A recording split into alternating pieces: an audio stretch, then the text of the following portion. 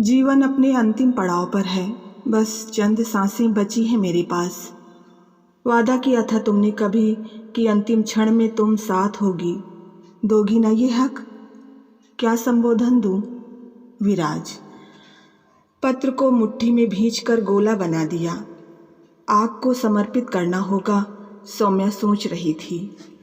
मन जितना पत्र की इबारत से हटाती, अतीत उसकी साड़ी का आंचल पकड़े ठुनकते बच्चे सा पीछे पीछे चलने लगता। आज क्या कहें मिहिर से, 15 साल पुरानी बातें। मिहिर ने पहले कभी उससे वफा नहीं की, परंतु आज अपने प्यार विश्वास से उसने सौम्या के मन पर छाई हर परछाई को धो दिया है। पूर्ण समर्पित है मिहिर उसके प्रति आज। पर आज से 18 साल पहले का उसका अतीत परत दर परत खुलने लगा। अखबार में विज्ञापन पढ़ पिताजी ने देर न लगाई थी। सौम्या का फोटो बायोडाटा के साथ पोस्ट करके ही सांस ली। अब इंतजार था तो बस जवाब का। एक दिन जवाब भी आ गया। रविवार को लड़की देखने आ रहे हैं। सौम्या के घर में तो जैसे भूचाल आ गया।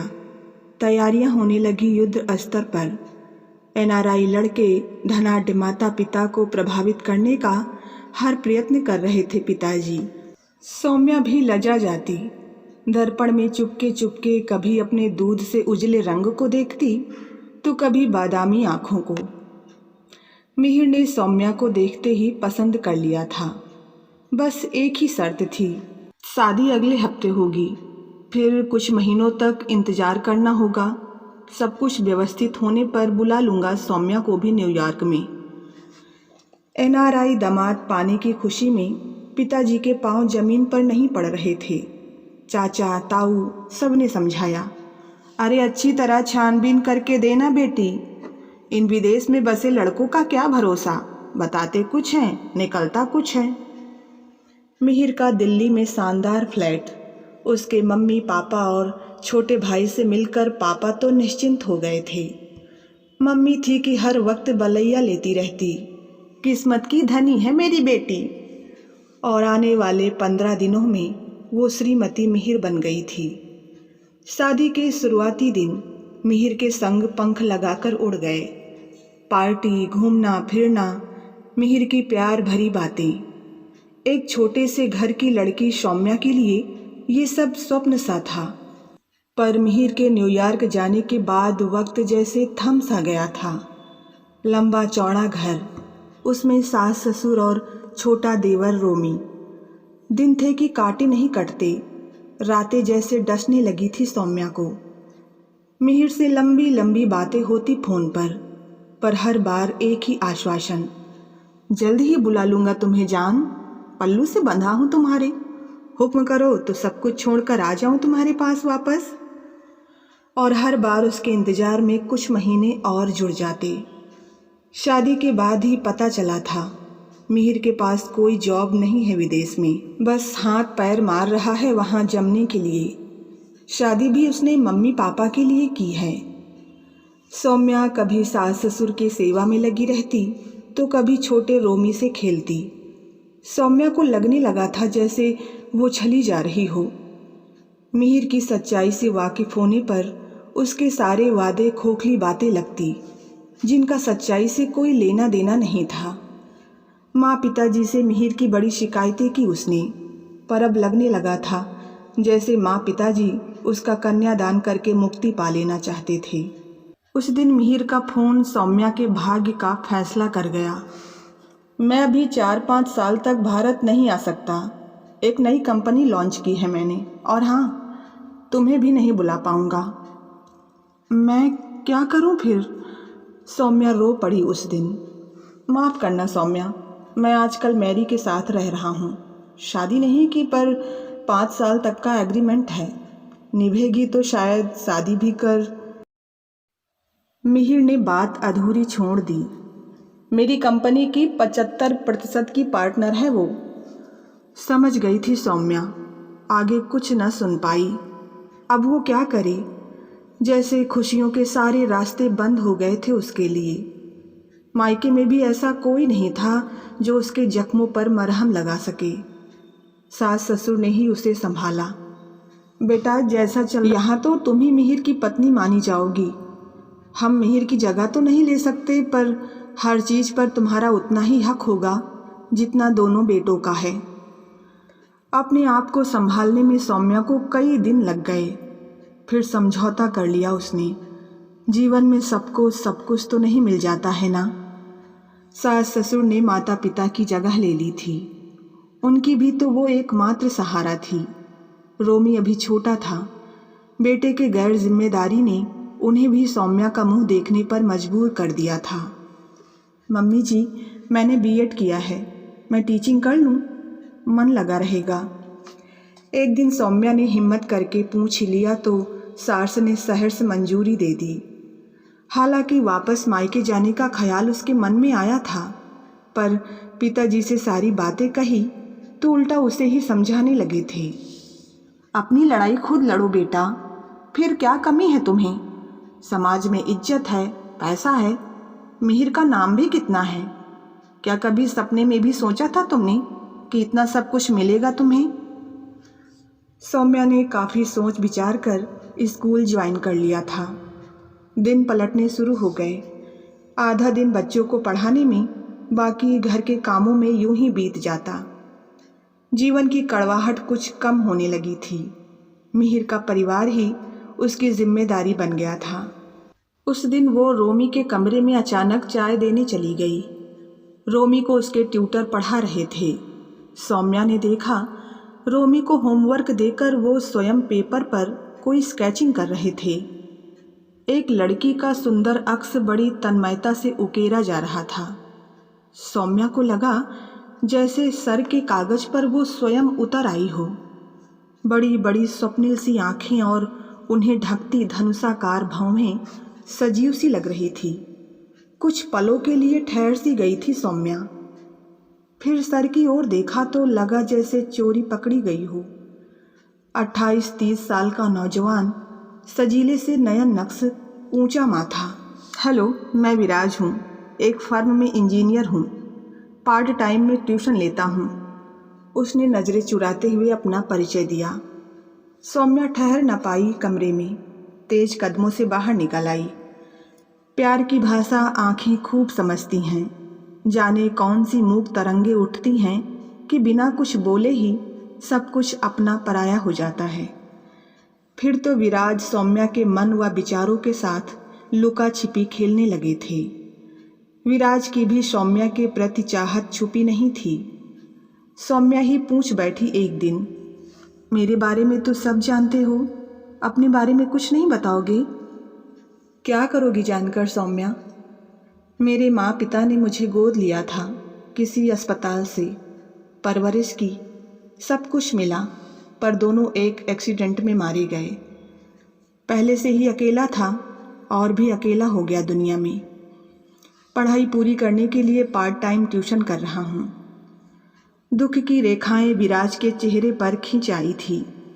सौम्या को अपना दुख विराज के दुख के सामने बौना सा लगा, पर जैसे जैसे मन विराज के प्रति उद्विग्न होने लगा था, मिहिर सौम्या के मन से धुलता जा रहा था। लेकिन एक अपराध भावना ने जन्म ले लिया था मन में। क्या वो जो कर रही है या जो हो रहा है आजकल, वो ठीक है? क्या समझेंगे उसके बारे में उसके परिवार वाले, सास ससुर? कभी कभी कुंठा से घिर जाती सौम्या। कैसी जिंदगी है उसकी, ना वो सधवा है ना विधवा। परित्यक्ता शब्द भी तो नहीं जुड़ा था उसके नाम के साथ। ऐसे ही विचारों के साथ खुद से लड़ती एक दिन सौम्या डिप्रेशन का शिकार हो गई। घर में उस दिन कोई नहीं था, सब किसी रिश्तेदार के यहाँ गए थे। बिल्कुल अकेली थी, निराश भी। मिहिर का परिवार, विराज का प्यार, मकड़ी के जाले में फंस गई वो जैसे। रुलाई फूट पड़ी। सामने नींद की गोलियों की शीशी रखी थी, माँ लेती थी। पानी के लिए किचन की ओर मुड़ी की दरवाजे पर थाप पड़ी। मुंह पर पानी के छींटे मार अपने आप को पहले सहेजा, फिर दरवाज़ा खोला। दरवाजे पर विराज खड़े थे। यूं रो रो कर अपनी जिंदगी जाया ना करो सौम्या। रोने से दुख कम नहीं हो जाते। सौम्या के लड़खड़ाते कदमों को विराज ने अपनी बलिष्ठ बाहों का सहारा दिया। सौम्या अचकचा गई। घर में वो नितांत अकेली, इस पर विराज। थक गई हूँ जीवन से मैं। छोटी सी उम्र में सब कुछ देख परख चुकी हूँ। दुनिया में कोई किसी का नहीं। सोचती हूँ नींद की ढेरों गोलियाँ लेकर सो जाऊँ गहरी नींद में, पर जाने क्यों साहस नहीं जुटा पाई। सौम्या ने अपना शरीर ढीला छोड़ दिया। पुरुष की बलिष्ठ बाहों में सुकून सा पा रही थी वो। पर किसके लिए सौम्या? वो जो तुम्हें नहीं मिला उसके लिए? पर क्या जो तुम्हें मिला उसका सम्मान किया है तुमने? विराज ने सौम्या की आंखों में झांका। गरम सांसों की तेज रफ्तार सब कुछ समेट लेना चाहती थी। आंचल सीने से ढलक गया। प्रिय का मादक स्पर्श पोर पोर में सुधा बन घुल रहा था, मानो सारे बंधन टूट जाते आज। पर विराज ने अपने आप पर काबू किया। जिससे प्यार किया हो उसके शरीर को बिना अधिकार के स्पर्श करना विराज के आदर्शों से परे था। सो अमृत से अमूल्य उन क्षणों की गिरफ्त से आज़ाद किया अपने आप को। चलो तुम्हें आज बढ़िया सी कॉफ़ी पिलाता हूँ। रसोई किधर है सौम्या? और रसोई की ओर चल पड़े। काफ़ी देर से रोते रहने से सौम्या का जी हल्का हो गया। सारा आवेग आंसुओं के साथ बह गया। साड़ी ठीक करके खड़ी हुई तो देखा विराज खड़े थे कॉफ़ी के साथ। सौम्या, मुझसे शादी करोगी? क्या ये सब छोड़कर चल सकोगी मेरे साथ, एक सीधी शादी ज़िंदगी जीने के लिए? कॉफ़ी सिप करते करते विराज ने उसके सामने प्रस्ताव रखा। सोच लो सौम्या। माँ पिताजी के आने का वक्त हो गया था, सो विराज चला गया। वो काम में लग गई, पर विचारों में द्वंद्व जारी था। हाँ, मैं विराज से शादी करूँगी। सुकून भरे 4 लम्हे दुखदाई लंबी रातों से कहीं ज़्यादा बेहतर हैं। सास ससुर भी उसके अकेलेपन के लिए चिंतित रहते थे। रोमी बड़ा हो रहा है, शादी होते ही आने वाली सब कुछ संभाल लेगी। पर वो इन सब के बारे में क्यों सोच रही है? जब मिहिर से कोई रिश्ता नहीं, फिर उसके परिवार वालों के बारे में क्यों सोचे? सौम्या माँ पिताजी से बात करेगी, अन्यथा एक दिन सब छोड़कर किनारा कर लेगी। हाँ, यही करेगी। अपनी सोच को विराम देकर वो सो गई। सुबह उठी तो सिर थोड़ा भारी था। सूरज सिर पर चढ़ाया था, पर बदन बिस्तर छोड़ने को तैयार न था। तभी माँ की खुशी में सराबोर चीख सुनाई पड़ी। मिहिर वापस आ रहा है सौम्या, वापस आ रहा है। परसों 9:30 बजे की फ्लाइट से, हमेशा के लिए। माँ ने खुशी के अतिरेक में सौम्या को अपने अंक में भींच लिया, पर वो अचकचा गई। ये कैसा न्याय है तेरा ईश्वर? इतने लंबे अरसे से परित्यक्ता किसी जिंदगी गुजारने के बाद बाहर आने वाली थी, ऐसे में मिहिर का वापस आना। घर का जैसे समा ही बदल गया। ऐसा लग रहा था जैसे किसी को कोई शिकायत ही ना हो मिहिर से। पूरे घर की सफाई हो रही थी। खाने की लिस्ट में मिहिर की मनपसंद सब्जियां, टेलीफोन से सारे खानदान को सूचना देकर पार्टी का प्रोग्राम, सब कुछ उससे बिना पूछे कुछ ही घंटों में तय हो गया था। सास ससुर का उम्र का तगाजा था, सब भूल गए। एक वही थी जो जड़ हुई जा रही थी। क्यों लौट रहा है मिहिर अब? पता चला उसकी कंपनी पिट गई थी और कर्जे की मोटी रकम उसके सिर पर थी। ऐसे में मेरी को उसका साथ भला क्यों गंवारा हो? मेरी ने उसको छोड़ दिया था, इसलिए जनाब वापस आ रहे थे। सौम्या का मन हुआ वो भाग जाए कहीं एकांत में, पर कहाँ। सारे कामों के बीच मम्मी जी की हिदायतें चल रही थी। अरे सौम्या, कुछ अपने आप को बदली। अरे पति को पल्ले से बांध कर रखो। अब की बार तो एक नन्हा मुन्ना दे दो उसे, ताकि मोह में ऐसा पड़े कि सब कुछ भूल जाए। सौम्या का मन ग्लानि से भर उठा। मिहिर मिहिर, सब जगह मिहिर। अपनी महत्वाकांक्षा के लिए उसे मझधार में छोड़ गया। धोखे से शादी की और मेरी के साथ रहकर भी कुछ ना मिला तो लौट रहा है। जीवन में जैसा उसने चाहा किया, पर सौम्या को किस बात की सजा दी? क्या वो मिहिर को दोबारा पति का दर्जा दे सकेगी? खासकर तब जब विराज की सादगी उसके रोम रोम में बस चुकी हो। मिहिर की खुदगर्जी से उसका तन मन घायल था। अंधेरे में जब मिहिर के हाथ उसके बदन का स्पर्श करेंगे तो क्या वो बर्दाश्त कर पाएगी? नहीं। सौम्या का मन विद्रोह पर उतारू हो उठा। पर भारतीय मर्यादा तो पति के 100 खून भी माफ कर देती है। पति के घर डोली उतर गई तो उसी घर से अर्थी उठे स्त्री की।